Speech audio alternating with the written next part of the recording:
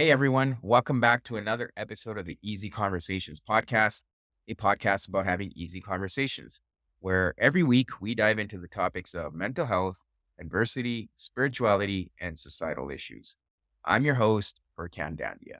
And join me in this week's episode where I sit down with the esteemed Dr. Stephen Poulter to delve into the intricate layers of modern masculinity. This is Dr. Poulter's second appearance on the podcast, and I was super excited to welcome back to talk about his new book, Modern Masculinity, that's coming out. And he brings his wealth of expertise to the table, offering profound insights into the evolving landscape of what it means to be a man in today's society. Together, we navigate the complexities of societal expectations and the relentless pressure to fit into narrow definitions of masculinity. Dr. Poulter sheds light on the detrimental effects of trying to confine masculinity to rigid stereotypes, emphasizing the importance of embracing diversity and individuality.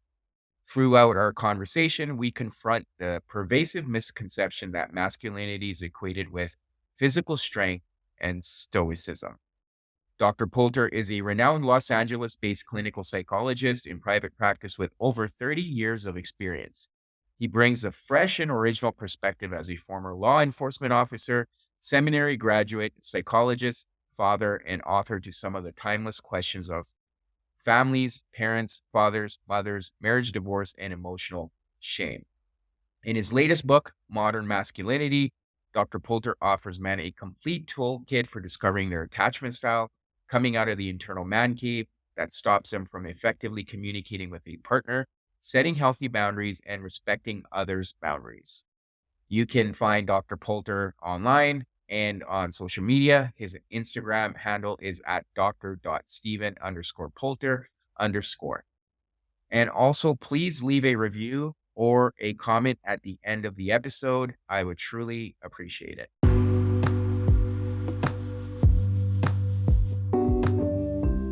And a brief word for our sponsors.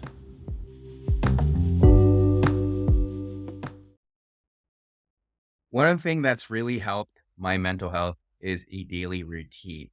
Every morning after doing some breathing exercises and cold exposure, I like a smooth cup of coffee.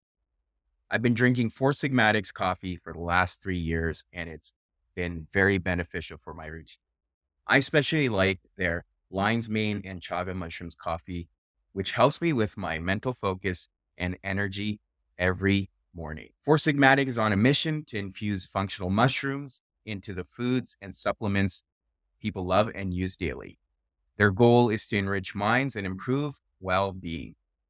By pairing lion's mane with coffee for focus or reishi with cacao for a sense of calm, their brews, blends, and powders get everyone in a good headspace so they can focus on what matters most.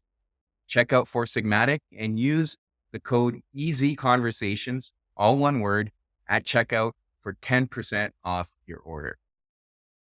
Today's episode is also sponsored by BetterHelp. Therapy can be very difficult for many people to start. In my personal experience, when I was going through my divorce, therapy allowed me to bridge a significant gap. With the help and support of my therapist, I was able to uncover a lot of repeated patterns and behaviors that were impacting my life. Through goal setting, I was able to focus on things that required attention, which allowed me to improve the relationship that I had with myself, and by extension, the relationship that I had with others. As a therapist, I've been able to see the positive benefits that clients are able to derive through healthy rapport and goal setting. BetterHelp allows a lot of flexibility where clients can schedule video sessions, sessions on the phone, or through messaging. In most cases, BetterHelp will match you up with a licensed therapist within 48 hours. If that's not a good fit for you, BetterHelp will work with you to find the right fit. Join over 4 million users today by following the link in the description or going to BetterHelp. That's HELP, betterhelp.com/easy10 to get 10% off your first month of therapy.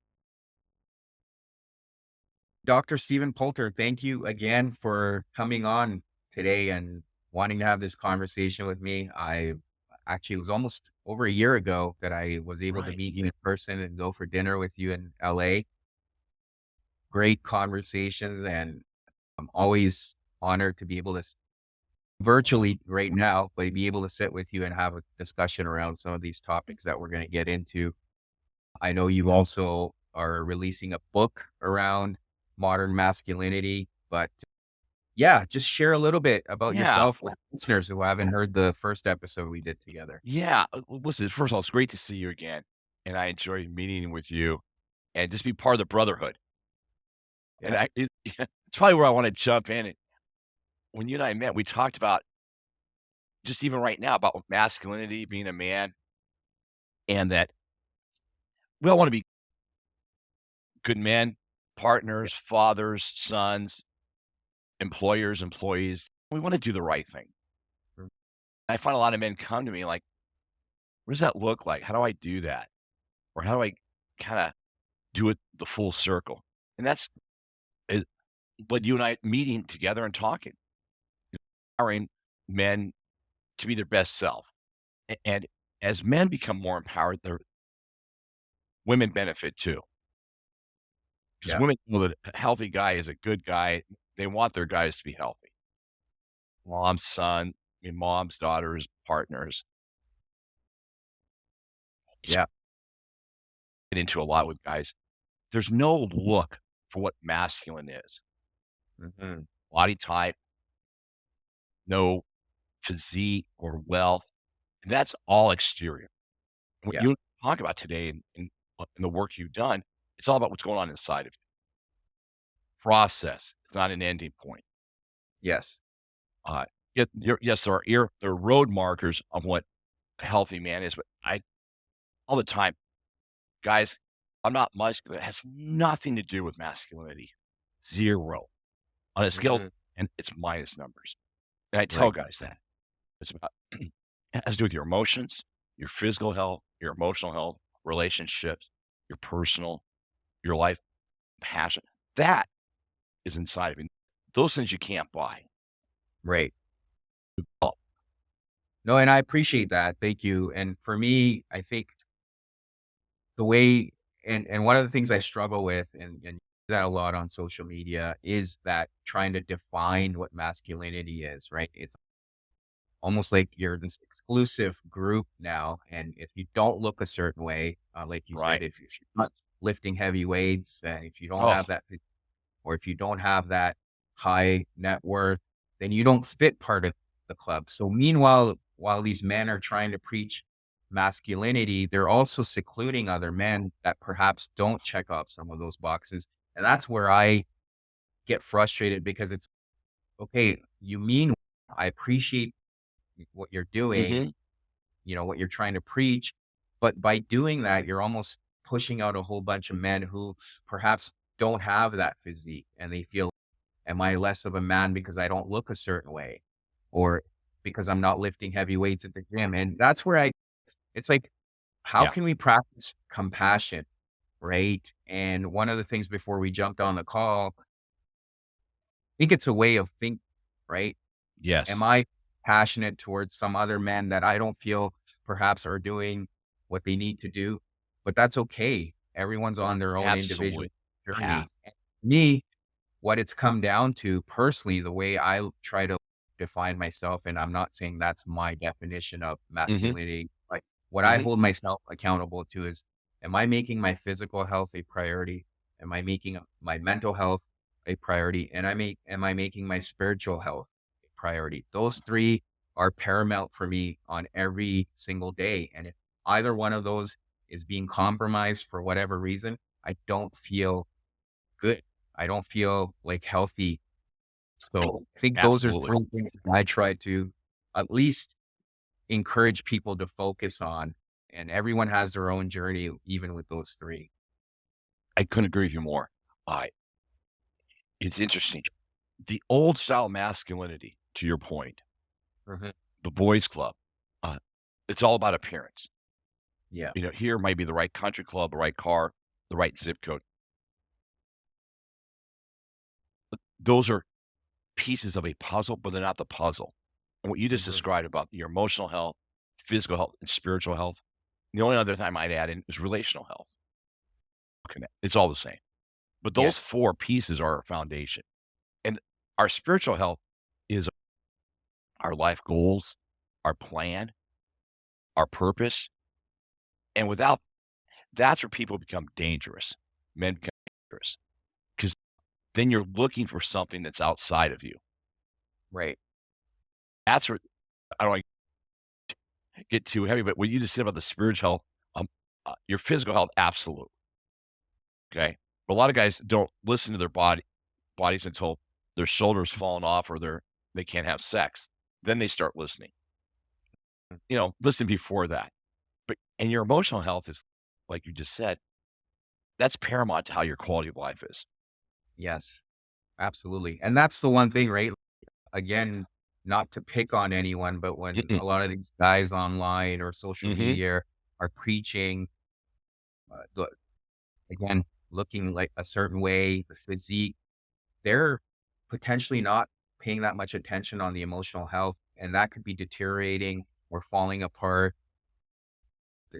I believe all of us have some sort of trauma that we're carrying around, and you see it a lot, especially now because we all have access to technology and we're all connected digitally.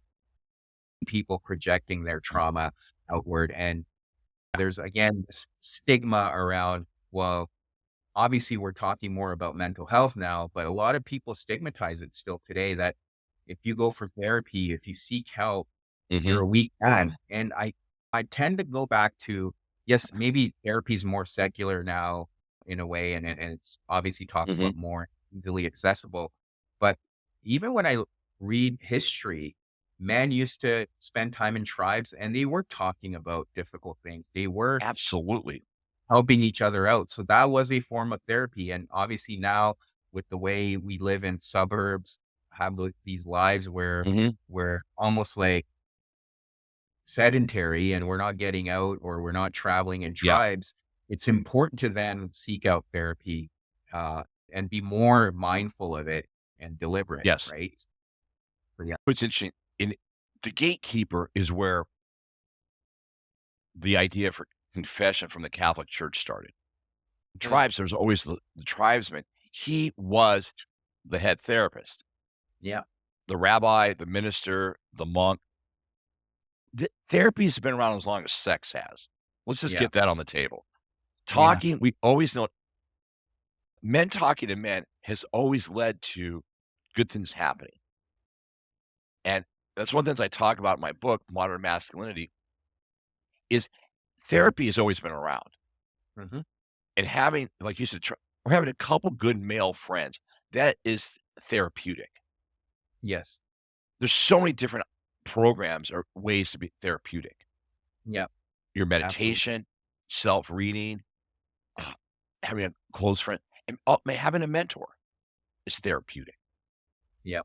So Yeah. I tell guys, let's get out of the dark ages and open up the playbook. Let's get out of the dark. Like, women are really good at it. The They got their book clubs, the wine clubs, the Mommy and Me. All that's therapeutic Yeah. 'cause you don't feel isolated.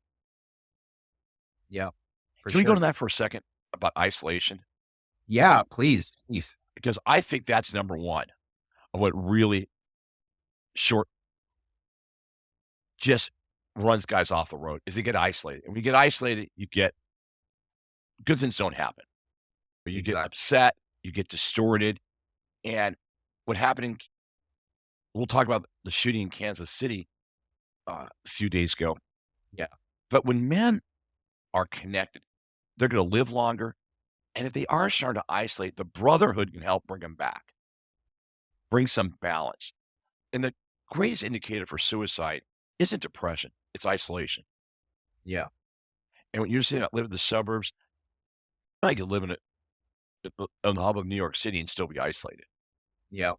It's that emotional quality, and that's not what you and I look like. It's our ability to relate and to be empathetic, which is being vulnerable. And being vulnerable is being honest. And when Yeah. you're honest, you're being responsible. And these are keys that really women respect. Yes. Guy, I Yeah. don't want my partner to think I'm weak. No. If you're being vulnerable, you're honest. And if you're honest, you're responsible. How is that not a win? A win. And I think part of the problem is, and I was mentioning this to a Mhm. client, is when you even look up the definition of vulnerability, it presents it as someone who's perhaps prone to or susceptible to getting hurt, right? So it does present that weakness aspect, and that's where a lot of people get stuck. So Yeah, I think it not only do we need to debunk that and yeah, almost find some of these terms, it's making them okay. And obviously a lot of men are being more vulnerable and preaching it and talking about it. But at the end of the day, I think we need to have more of these conversations. And I do yes. appreciate you raising the whole aspect of isolation because that is a huge problem. And some of the reasons we talked about earlier, Mhm. even the men that are preaching masculinity indirectly are also I've secluding and isolating other men that may not fit in. And this is part of the epidemic with men right now is they feel Mhm. isolated, right? They can't Right seem on. to find a sense of connection. And to your point, connection is huge. And that's where that relationship aspect comes in. Yeah, And I also think spiritually too, right? Being able to connect to something bigger than yourself offers a lot of absolutely. resilience, right? For me, I know throughout the last few years, just dealing with adversity and difficult situations, going back to that spirituality has really helped me because I know I'm connected to something. And Yeah, through that connection to God, for me, I feel connected to other individuals. right on. I can't say enough. I talk about the 5 Fs: family, finances, friends, uh, forgiveness. We gotta talk about that in a second. And then your life plan, which is believing in yourself and something bigger than you, which is your spiritual peace. Yeah. When men are honest, that's strength. That's vulnerability. And when I hear what you just said Fran, about guys on the internet talking about it being weak or being a man child, that's not being a man child. Being honest Mhm. is a magnet for personal growth, Mm. change, authenticity, empowerment. Honesty is one of the doorways to our personal transformation. Yeah. Because part Yeah. of the spiritual path is we're honest with ourselves Yes. about what's going on, not going on for that matter. Yeah. Yeah. And I was talking to a friend about that too. And a Mhm. lot of the time, because I'll hear guys saying, my wife's not going to find out or this or that. It's okay. You're still living with yourself, right? You So find just out. because yeah, your friends or your family or your partner will not Mhm. know the truth and you can disguise it. At the end of the day, you're the one you're with yourself 24/7, right? Correct. And can take a toll on an individual if you're deceiving yourself. And that's part of, again, the issue there. Self-deception can haunt us and hurt us. The other thing, again, coming back to the spiritual connection, once you're able to, and I think it ties a little bit to the forgiveness piece that you touched on, and probably a good segue into forgiveness. When you're Yeah. able to hold space for yourself and forgive yourself and have compassion that you're figuring all of this out on, you can then have that same level of compassion and empathy for everyone else, recognizing that we're all on our individual journeys here. No one's ahead of, like, Mm-mm. no person's ahead of the other. We're all figuring it out slowly. And then you can hold that space for each other.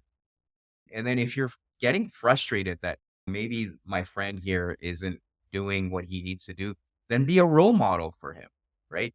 Bring him along. That's a really good point. I like that. Bring them along. So we all have dogs, or dogs are pack animals. I always Yeah, tell guys, we're not any different, dude. We do better in a group. Having a right. couple guys, we live longer, we do better, and that breeds honesty. Because you've got some guys, like I've got a dear friend, uh, like my spiritual partner, and Mhm. Carter. We talk about what's going on, what's really Yeah, about forgiveness, let go of resentments, uh, our families, our kids, all that stuff. And yeah, having a person to talk to about your spiritual life, to me is a therapist. Yeah. Yeah. Maybe not professionally, but it's you and I, right, being transparent, Yes. and transparency is strength. Yeah. It takes Absolutely. courage to be transparent. Yeah, and you talked about the confessional part too, and obviously a lot of times we feel I think also and I think this has existed from the beginning of time, but we do get arrogant and we feel like we're above the law, so to speak, and intellectually we're advanced. But you can't just throw the baby out with the bathwater. You have to almost consider that a lot of these practices and things that Mhm. people were doing in ancient times or even in religious practices, they served a purpose. They were there for a reason, Absolutely. Yep. and we can't just question it and then throw it out. But I often think about that confessional piece, and it's so crucial. There's a reason that it was there. And I think now, as we've evolved as a species, Mhm. so have our problems, the things we deal with. Mm. Think about Yeah. it now. We're connected. I touched on that digitally. Yep. We're connected to the world and everything. So a lot of the things that are happening in the world are just in our face. So absolutely, then we also need to evolve as how we're offering therapy. So that's why I think, a lot of the things we learn when we become therapists, it's to be able to help people in terms of listening to them, understanding them, giving them tools on how they can navigate some of their mental health. So It's everything has to evolve, right? Yeah, absolutely. It's interesting. I have guys that come in and see me, and the majority of my practice are men anywhere from ages 10 to 90 years old, literally 90 years old. And one of the guys in their 20s and 30s, they go, "How do I really make this work?" I always 2 things. Take full responsibility for your life. Ask, "What's my responsibility in this? Do I have responsibility?" And because responsibility keeps you in the present, and that's the quickest way to resolve trauma. Now, that may seem counterintuitive, but because responsibility breeds honesty. And most guys with trauma aren't honest about with themselves because it's too hard to admit that happened or the impact it's had. But responsibility is, I got to look at that. There's no way that wasn't. I come in, his dad got shot in the front lawn by the neighbor who was an aggressive guy. And 16 years later, he gets engaged, and his wife to be says, "I can't marry you until you go to therapy." He looks at me like, "Is that a problem?" What she said's not a problem. It's a problem that you don't think that's a problem. That's our Yeah. problem. And he realized he'd never dealt with it. Mm. He realized he wasn't being responsible for his own life. He was acting out. I know it's a very extreme case, but it's not that it's not that extreme because Mhm. we carry that kind of stuff in us. Yeah. And he was getting arguments with his supervisors or um, sales reps. And I'm like, "Hank, come on, bring it in, buddy. You Yeah. got to take responsibility for that. There's a reason why you're raging." Yeah. Can we talk about that for a second? How then I see guys on the internet talk a lot about rage, and they label immediately as toxic. What do you see that? I think when you were mentioning this individual, Yeah. and I think what the word that came up for me was empathy. And it's difficult, right? I can appreciate why a lot of men or people in general won't get to the deeper issues because it's uncomfortable. It's difficult, right? A lot of feelings and emotions come up, and if you haven't had that experience or no one was around you at that time to help you or guide you through it, then it's stepping into a landmine, right? You don't know what's going to happen. So for me, Yeah. when I stuff like that, I feel empathy because that's what the other individual needs. And we can sit there and judge them and Mhm. question choices. And yeah, we could say they're being toxic, but deep down somewhere they're hurt. And Absolutely. how can you get to that pain? How can you make them feel that? And we all, as individuals, we talk about vulnerability. But what's the whole point of vulnerability? It's to be seen, it's to be heard, it's to be understood. So a lot of these guys walking around with pain and again, projecting Mhm. that outwards as anger, they just want to be seen and heard and understood because that's never happened for them. You just, uh, I you describe my book better than I can describe it. It's the truth. Those are the 3 I always tell guys want 3 things from their dad: to be seen, understood, and loved. Yeah. Because if you're seen, you feel approved of. Yep. Understood is, I'm understanding you, you're not an extension of me. And feeling loved is that it's the action of feeling accepted. Yep. Because Yep. guys go, "I know my dad loved me." But for guys, I would say it's the action of feeling accepted, that you're good enough.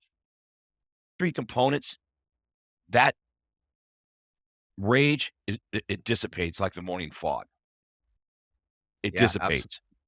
But what are 'Cause your thoughts like when men then want to outsource that, right? Like I struggle with that a little bit oof. because what I try to preach people is it's your responsibility. Coming back to what you said, because when you're able to take that responsibility, Yep. not only do you experience freedom, but you also feel like you have more influence and agency over your life. Yes, maybe as a child, we didn't get that sense of validation or approval. But as you become an adult man and you're starting to have your own children, you can't continue to outsource that need to Oh, your partner or your friends or your employer. You need to take that responsibility. And for me, again, what really mhm. helped going inward and understanding that, yeah, I am a creation, a piece of creation. Yes. I'm good enough. The fact that I'm here against all the odds and all the probabilities that Yeah. I made it here, and I'm part of this beautiful world where everything's just functioning in nature so beautifully, that to me is a miracle and I'm worthy enough, right? But how do we get people to that place? And again, everyone's journey is different, right? Absolutely. Well, you very articulate. I love you really are describing the process. Dr. Mills, he he wrote the book on men's health, and he's my doctor, and he starts his book off, there's 2 reasons why men come to see a doctor. They have no time, too busy. A, their shoulders falling off, or B, they can't have sex. Mhm. He said, at that point, there's an opening for healing, not only Yeah. physically, but emotionally. Mhm. And when I find many times what you're just saying, I made a note here about when helping men understand that you're not, um, your life's not outside of you. You Mhm. can't outsource your healing. You can't outsource how you feel about yourself. And that's where a lot you do that long enough, something breaks down Mhm. Mhm. physically. And that's what doctor, you know, a lot of the medical doctors I know, they talk about how they'll once someone breaks down physically, they want to get them into therapy. Yeah. And they want to get because they realize, okay, we can deal with your shoulder, but that's a symptom. Or your heart attack is a symptom of what's underneath the hood. And I find guys intuitively know you can't outsource it, but you said a few minutes ago, making room to sit with it. Yeah. Guys last week, simple. Give it to me, doc, in a few words. Take responsibility for life and learn to sit with your discomfort. If you do Yeah. those 2 things this month, you're well on your way where you want to. Sitting with the discomfort. 'Cause there's pain and avoidance in a nutshell. Yeah. Like, I get uncomfortable having to promote my book. It sounds odd. I wanna do this perfectly, and I meet guys like yourself that are gracious, but having to sit with the discomfort. That opens a lot of doors. I don't wanna simplify that, but what you just saying, like, on your spiritual work, you learn to sit with it so you don't have to outsource it Yeah. because you don't have to get rid of it. Part of addiction. I can't sit with Yeah. myself. Yes, I just absolutely. can't. Right. Yeah, no, I can relate to that. For years, I was running from the pain or Mhm. the discomfort. And More of it most of it was on a subconscious level. I Yeah. didn't even know I was doing it at times, and I think a lot of Mhm. people fell for that. But yeah, it was how can I find that what I was looking for? How can I Mhm. find that approval and that validation and that Mm. love from another person in a relationship or in Yeah. social gathering or in some intoxicating behaviors? How can I find that what I was searching for? But it was always within me. It was always Correct. there. And when I sat with it, that's where I found it. I was like, "Oh, all that peace and that Mhm. love, everything I'm looking for is right here in my heart, and how can I just" for over years, through Mhm. pain and heartbreak and hurt, we tend to put a veil over our heart, and that's I think personally, and I've talked to many people about this, including on this podcast, part of our journey is how do we unveil that heart? How do we I find that within ourselves? I can't say that enough. Everyone's on a spiritual journey. Yeah. People say, "I don't believe that." Okay, you're on a life journey, which is your spiritual journey, okay? Let's not get lost in semantics. Yeah. Yeah. I find what you just said, that's if you don't do it in this life, you're gonna come back and do it in the next life. We're gonna keep taking this class until we get it. Yeah. And I tell guys, "You wanna master this, okay? You're gonna keep taking this class." Have you taken this class? Yes, I've taken it many times. A lot of them pass, fail, and, I've had to come back and get a passing grade. We're Yeah. all taking, but that veil, I've got a guy right now that's drinking himself into oblivion, and Mhm. I said to him that whatever it is that's killing you, you're bigger than that. Mm. You're bigger than what you think is gonna kill you. Yeah. He goes, "Well, I don't." He goes, I'm not that spiritual." I go, "Yes, you are. It's in you." And that's what men wanna hear, that you can sit with it. Your life journey is bigger than your trauma. Yeah. It's Absolutely. bigger than your loss or your divorce or the finances. Your life is bigger. Your life journey is bigger than that. Yeah. And that way you don't have to send it away. You don't have to outsource it. Yeah. And that's No, shame. That yeah. in a nutshell. Absolutely, I agree with you. I think for me, that's really come into perspective being a father, right? When I see my son Mm, struggle or when I see my son going through his own journey, mhm. and as much as parents, we want to protect our children and control the environment for them and make sure they don't get hurt or make decisions for them. I've had to sit back and just take that perspective in that this is his journey. And as much as it sucks for Mm, me and experience that pain, I can't control it. And all I can wish for and pray for is that, he yeah. gets his passing grade, but I can't control that. I can't control it at all. But that's given me perspective and an understanding Mhm. that at the end of the day, we're all here on our individual journeys, right? And we have friends and family Yeah. members that we all wish the same for. But again, we can't control it. All you can wish for or pray for is that they get there too. And because again, the healing power of it is so Right. profound. That's all you want for other people too, right? And be able to share that. And to your point earlier, we do find that in our friends or even our Mhm. partners where we can have those conversations around that spiritual being or that journey we're all on. And some of the challenges we go through, there's always doubt, hard times when things get tough, but being able to navigate that is that beauty of being in this world and experiencing it all of it, right? Absolutely. And to your point, I tell guys, dads, your children are leased vehicles. They're leased to you. You don't own it. Yeah, We don't own our kids.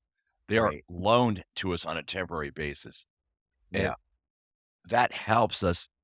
I think it helps guys to realize, wait, I need to empower him, my daughter, or my son, regardless of their age, yeah, to get on their path and keep going forward. for And sure. that's sitting with the discomfort. We see our teenage or college age or post college son or daughter moving forward, just taking a deep breath.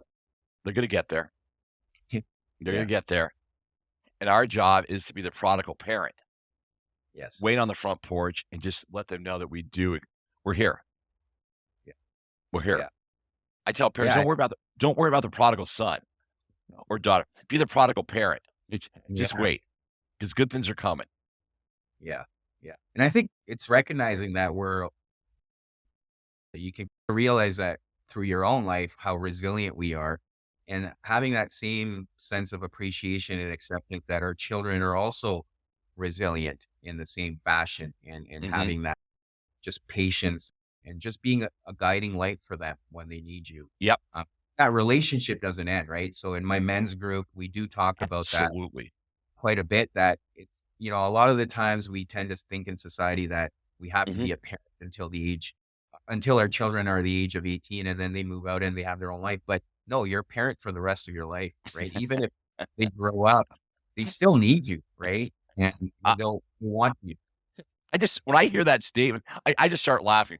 I go, "I don't know what you're reading, but that's not the way it goes." No, Yeah. this is, "Till death do us part," and this is the whole Right. yeah, parent for life. You're a Yeah. high school student for 4 years, but you're a parent for life. And Yeah. this myth about 18, I tell guys, "What's that about?" Say that. 18 something no, that's another chapter. Yeah. That's not the end of the book. That's just another chapter. Yeah. Because it's their discomfort. "Oh, yeah, I'm off the job at 18." No, you're not. It just got more interesting.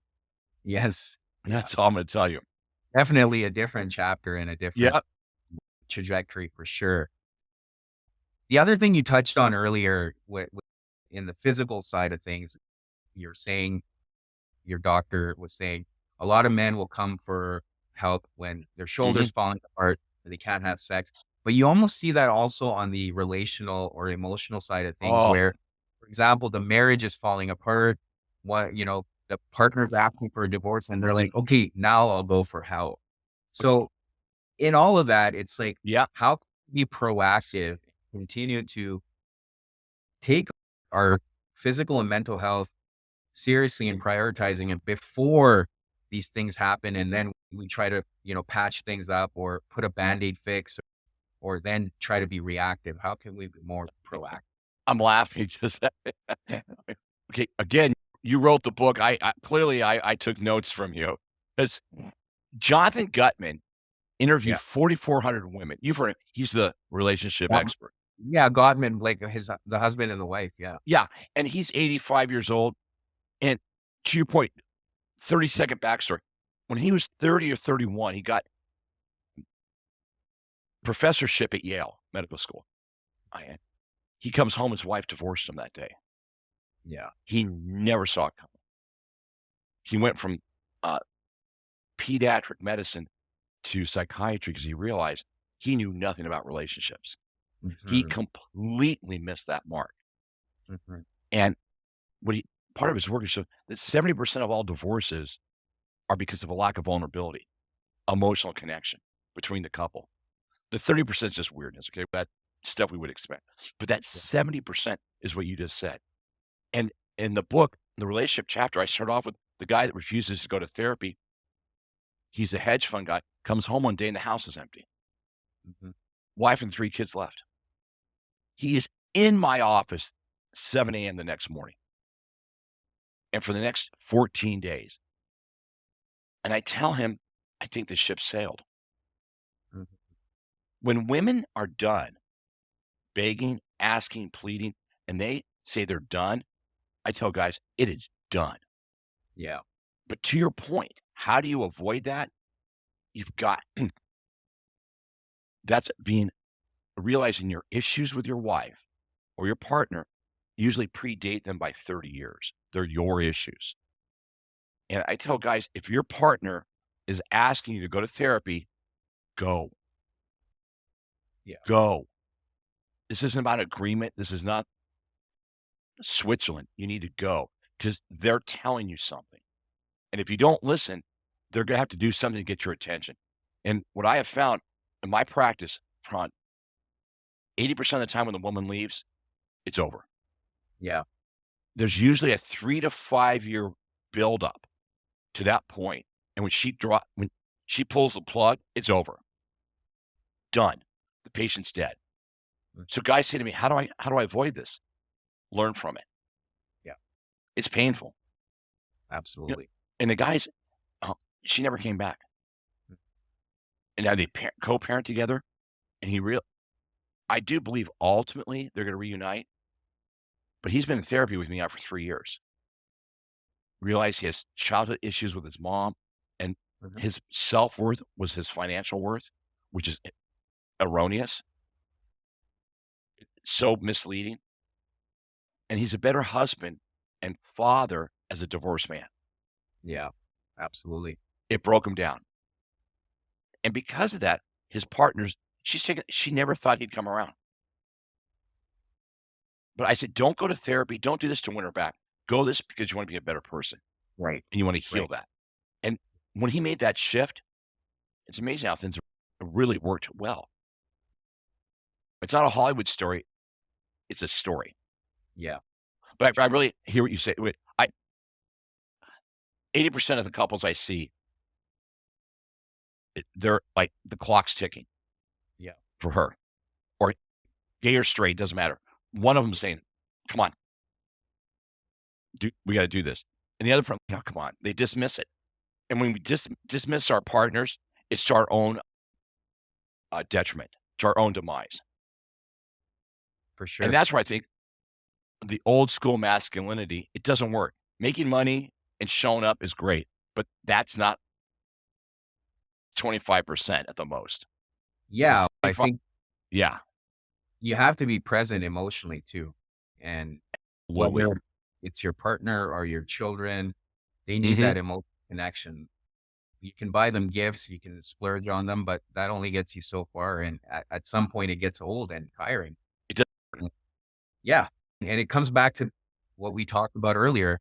Everyone wants to be seen, heard, and understood. And, if you're out there trying to make money, but you're not giving those three things to your partner, then that, I'm sorry.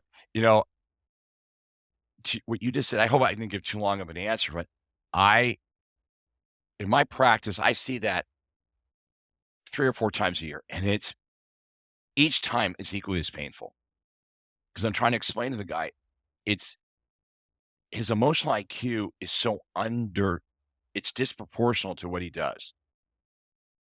Like, his financial IQ is wonderful, but his emotional relationship IQ is very low, and because he does so well financially, the company puts up with him. yeah, His wife's not going to, yeah. and his kids don't talk to him. And I always tell people, remember John D. Rock when he died, John Rockefeller, his children did not come to his funeral. Mm, And before he died, he realized that he was not successful. His children did not like him. I don't know why that doesn't get more press. That stuck me between the eyes. I go, guys, if your kids don't like you, there's one thing they don't want to talk to you or they're going through a stage. But when your kids genuinely dislike you, you've got to listen to why mhm. because they're telling you something. Yeah, And I'm not saying your kids you're a parent, you understand what I'm saying. There's I mean, when they genuinely like, "Dad, what are you doing? This is like, what's going on? This isn't right." Or how you treat other people or how you treat their mother, yeah, it's very important. yeah.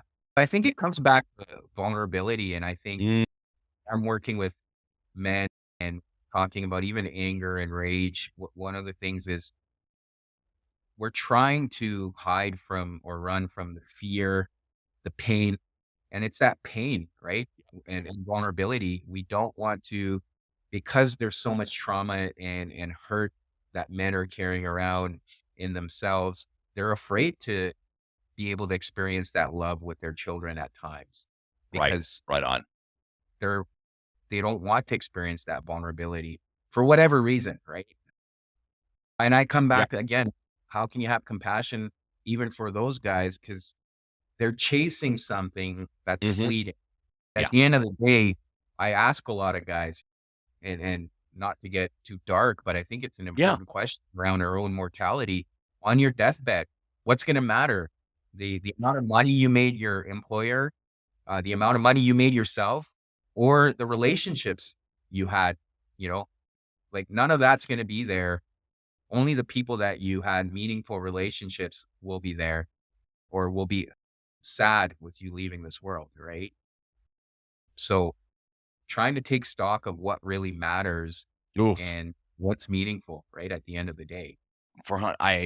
Again, that's where I wanna shave my head when I hear guys talking about going to the gym and get jacked up. Okay, I'm not really sure how that is a substitution for relationships. It's not a Yeah. substitution, and we measure ourselves by our relationships. Relationships matter. You tell me one part of business that isn't relationship driven, and I'm talking it can be from the government all the way down to the person you're getting coffee from. It's all about, "Hello, how are you? How you doing? Yeah. Yeah, nice to meet you." That goes a long ways. Yeah. It is relationship. It's a myth to think it isn't. Yeah.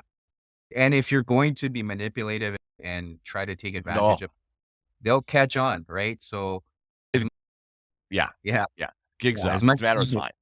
yeah, if you're gonna create transactional relationships, that's not gonna work either in the long run. And before we go, one thing I tell men, n whatever changes you want in your life, you're gonna have to go through the doorway of forgiveness. Yes. If you want your life we know this on a spiritual level, it's psychological, and I tell forgiveness is personal. It doesn't you don't you need to believe in the power of forgiving because that's gonna change your life. Yes. And I tell guys, you wanna change things, you really wanna see your life move forward, let's talk let's talk about forgiveness. And they look at me like I've got 3 heads and tattoos on my forehead. I go, "You can scoff, but I'm telling you, nothing's gonna move in your life until you take forgiveness seriously. Shame can't exist when you start forgiving. Mm. Responsibility is automatic. Love, like you said, being seen, approved of, cared for, understood, all elements of forgiveness. I would Yeah, I that's what see that quite a bit when, talking to men or working with clients. They're like, "Oh, yeah, I don't need to forgive it. I'm over it." And it's like, I just look "You're at 'em. not." When I hear the word, "I'm over it," I'm like, "Time out. You are so not over it." Because let me tell you, anybody who's over it, they don't say that. Yeah, exactly. I went to hell and back. Okay, that I don't wish that on anybody. I hear stuff like that. Yeah, that's honest. Y I will never say I'm over a heartbreak. I just don't wanna go through that again, yeah, right? yeah, I really with your podcast, I love what you're doing with men, and the stuff you post means a lot to me. I get a lot out of it, and it feeds because I need if I'm forgiving, I'm connected to my higher self. yeah, I'm connected to yeah, my best we're connected to our best self because yes, our ego can't forgive. Our soul right, can, our ego can't. yes. I agree with you, and I appreciate that because I think forgiveness, like everything else in our life, is a process, right? It's not something Right. It's not wake one up and one done. day. Yeah, you don't wake up one day and say, "Oh, I've forgiven this situation or this person." No, it takes time, Mm, and I've had to realize that through personal experience, right? And that's why I hold space for people I work with, and I explain to them that mhm. it's not one and done, like you said. It's not something you can just get One and done. over. It's something that stays with you, right? Because the pain is Doesn't go there. away. Mm-mm. Yeah, I know we have to stop, but I wanna thank you for having me on your show today. yeah, yeah. No, I appreciate you. I appreciate this relationship Uh, that we've forged Absolutely. and everything you've done for me You're very and kind. pleasure. And I don't know if you have time right now, but I wanted to give you an opportunity to quickly talk about the book, what inspired you to write it, and when it's coming out. Thank you. It comes out in a month or so, March 19th, and Yeah, what inspired me to write the book is everything you and I just discussed, helping men become their best self. And the cancellation, toxicity, all that stuff were the problem and the solution. yeah, I tell guys, don't get lost in that. You're the problem and the solution. Work on your part of the solution, and this thing's going to get a lot better. The brotherhood got a lot more horsepower than they give themselves credit for. Yeah. And I walked through about how your body talks, your relationships, emotions, and really how to become your best self. Mhm. And it's masculinity, but it's present day masculinity. Mhm. And it and my neighbor said to me, "Does that mean I need to wear a G-string?" No. Being being comprehensive doesn't mean you're weak. It takes courage. Courage is within. It's not what it looks like.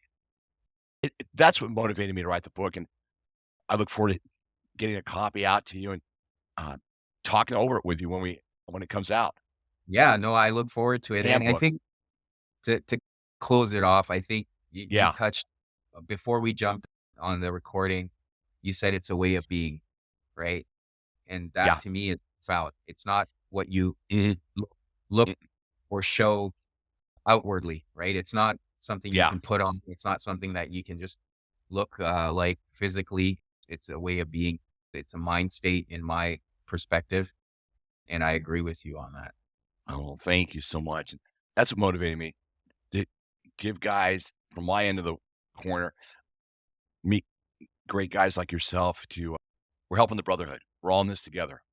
Yes, We're in yes, this together. That's the bottom absolutely. line. Yep, I All agree right. with you. Thank you. Thank All right. Thank you for checking out this episode with Dr. Poulter. As always, please leave a review or a comment in the comments section. I always love hearing from you. And if you haven't done so, please subscribe to the podcast on Apple Podcasts, Spotify, or YouTube. That's the best and easiest way to support the podcast. Also, check out the sponsors in the description and subscribe to the Easy Reflections newsletter, which is fairly new. And I'm sharing a lot of information on that newsletter. So please check it out. Thank you again, and until next week.